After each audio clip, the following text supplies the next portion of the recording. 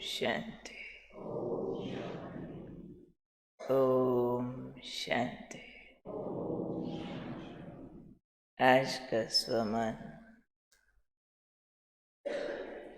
मैं भाग्यवान आत्मा हूँ।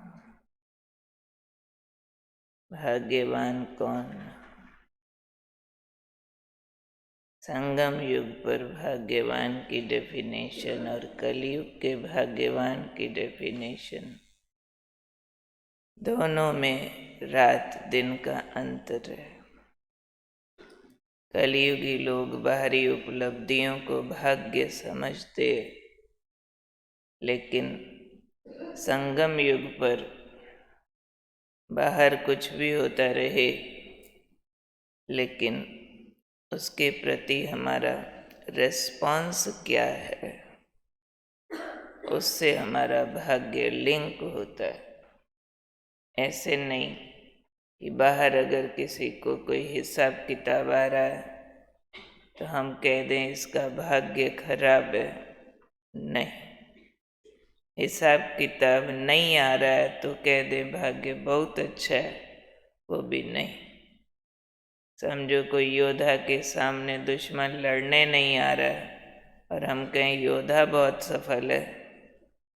लड़ने आ रहा है तो योद्धा जो है वो मुसीबत में है। दोनों ही बातें ठीक डेफिनेशन नहीं है। हाँ, बड़ा दुश्मन आया फिर जीता तो भाग्यवान है। दुश्मन ही नहीं आया, आराम में है, तो उसको महावीर चक्र नहीं दिया जा सकता, परमवीर चक्र नहीं दिया जा सकता। यहाँ भी आज बाबा कह रहे हैं, भाग्यवान आत्माएं क्या करती हैं? जब भी कोई कर्म की भोगनाएं आती हैं तो उनके रिस्पॉन्सेस अलग होते हैं। कर्म की भोगना आने पर उनका कर्म भोग कभी भी विघन रूप नहीं बनेगा। विघन रूप माना जो महानता जीवन में धारण की हुई है वो महानता छोड़ देनी पड़े, पवित्रता कॉम्प्रोमाइज हो जाए, हमारे दिव्य गुण कॉम्प्रोमाइज हो जाएं, छोड़ देने पड़े, ऐसी भोगना न हो। कर्म भोग जरूर आएगा, लेकिन वो उन्नति का कारण बन जाएगा। जैसे हमारी दादियाँ जब जब हॉस्पिटलाइज हुई, उनके कारण से डॉक्टर्स की बड़ी बड़ी सेवा हो गई। गुलजार दादी का जो कैंसर ऑपरेशन हुआ, उसके एवज में ग्लोबल हॉस्पिटल बन गया। डॉक्टर अशोक मेहता ज्ञान में चल पड़े, बड़ी बड़ी सेवाओं का कारण बने। जब भी दादियाँ हॉस्पिटल जाती तो बाबा का संदेश पहुंच जाता है। ब्रह्मा बाबा का ऑपरेशन हुआ तो हॉस्पिटल में ही क्लास चालू हो गया। तो जो महान आत्माएं हैं उनकी कर्म की भोगनाएं भी आगे बढ़ने का कारण बन जाती हैं, विघन रूप नहीं बनती हैं। सिर्फ इसमें बाबा ने कहा एक ध्यान रखो, कर्म भोग चाहे छोटा हो चाहे बड़ा हो, लेकिन उसकी कहानी न बनाओ, उसका विस्तार न करो। अगर समझो सुबह सुबह कोई यहाँ आने लगा, उठने लगे, जोर जोर छींकें आ गई, फिर 2 दिन बाद उनसे पूछो भाई आप उस दिन आए नहीं थे, तो छींकें आई 5 मिनट, कहानी सुनाएंगे 15 मिनट।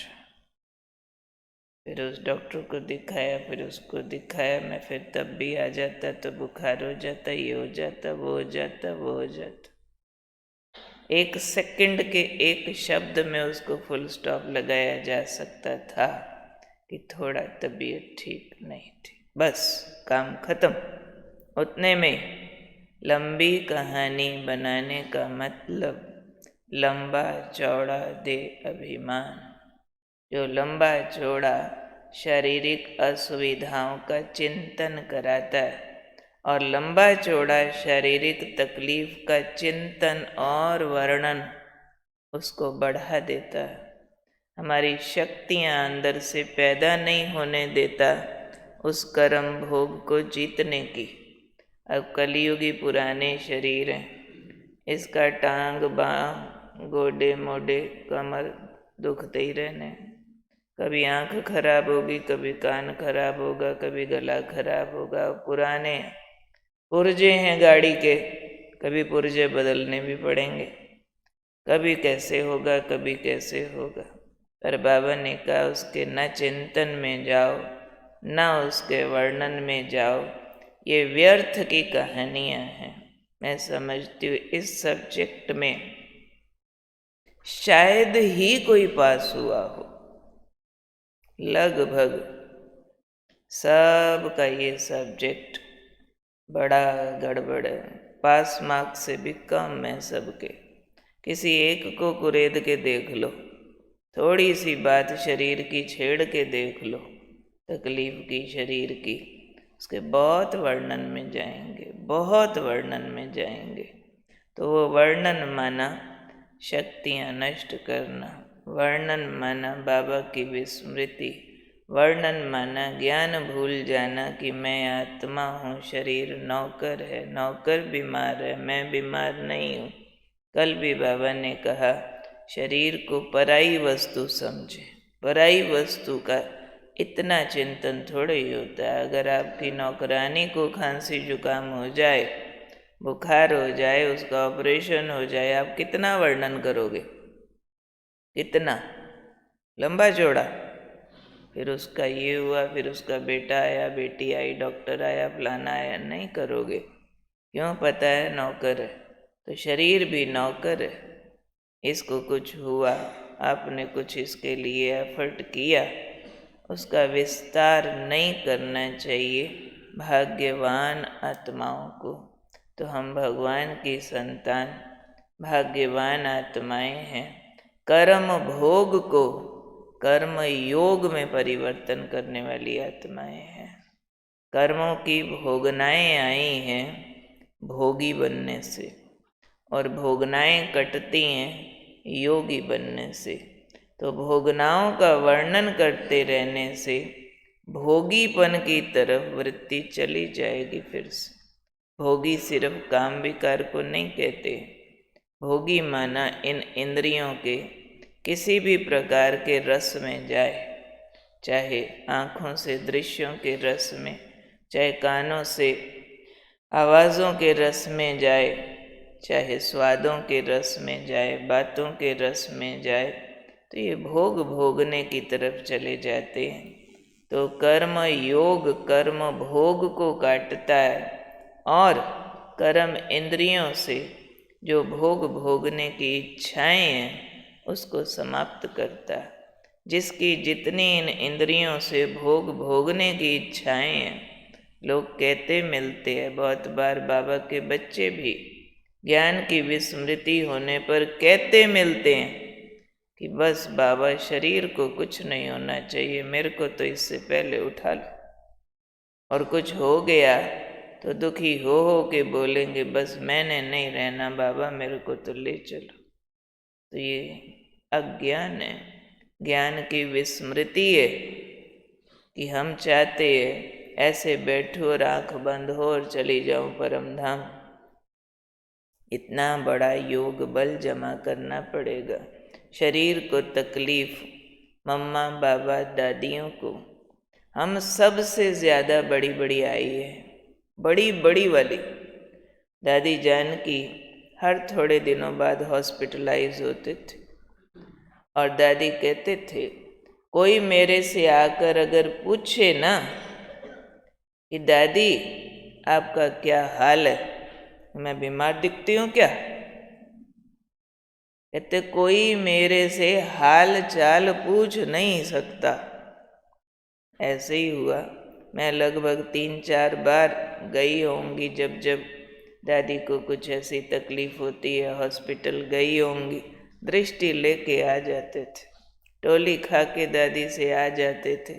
कभी मुंह से पूछने के शब्द निकले नहीं कि दादी अब तबीयत कैसी है, दादी आप कैसे। हिम्मत, सच में हिम्मत नहीं पड़ी, क्योंकि उनके चेहरे पे इतनी मुस्कान, इतना वो देने के मोड में बैठे हैं, दाता रूप होके बैठे हैं।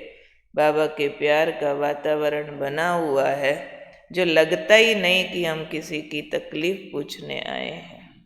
नहीं तो किसी को छोटी मोटी तकलीफ में भी जाओ तो उसकी कहानी बड़ी लंबी चौड़ी सुनाते। इसलिए नॉर्मल किसी से तबीयत का पूछने से पहले हमें 100 बार सोचना पड़ता है कि ये आधा घंटा ना लगा दें अपनी एक छोटी बात को सुनाने में। पहले मेरे पास आधा घंटा हो तो इनको फ़ोन करूं, नहीं तो ना करूं।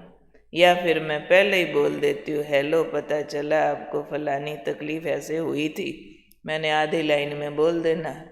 तो नहीं तो वो आधा घंटा सुनाएंगे उसी बात को, इतने बज के इतने मिनट पे ये करने लगे थे, फिर वो, फिर ऐसे, फिर टेढ़ा पैर पड़ा, फिर गिरे, फिर उसने उठाया, फिर वहाँ गए।